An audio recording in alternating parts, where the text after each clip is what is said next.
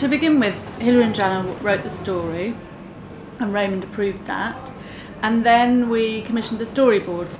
We took the script, sections of the script, and looked at the words, and then imagined them as a film in our heads and broke them down into shots, which was then turned into a film of the storyboard called an animatic.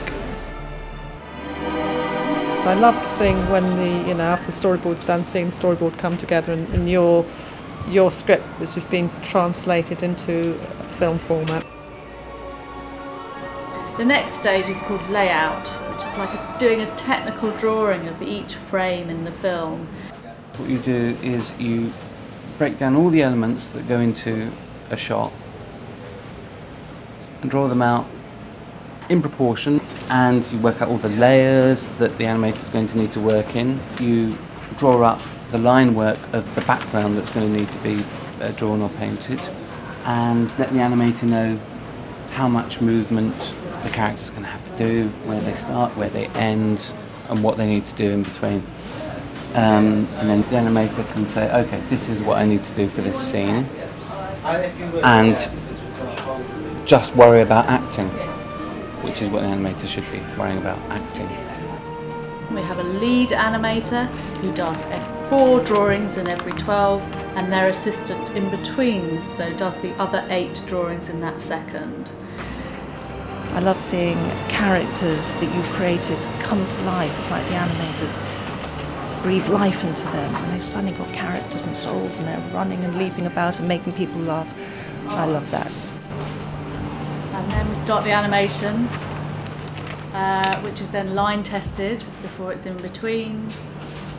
There are 17,000 individually hand-drawn images in the film.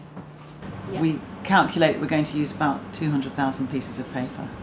And about 3,000 pencils. After that, we do what's called matting, which we're drawing round the shape of each drawing of animation to create a mat, which is then scanned into the computer and back coloured in a program called After Effects.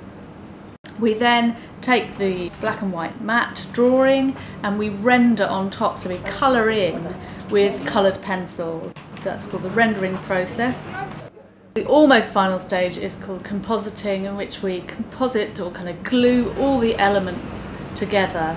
So the background, the back paint, the render, the animation, all gets squidged together to create the final picture, onto which we apply some digital special effects.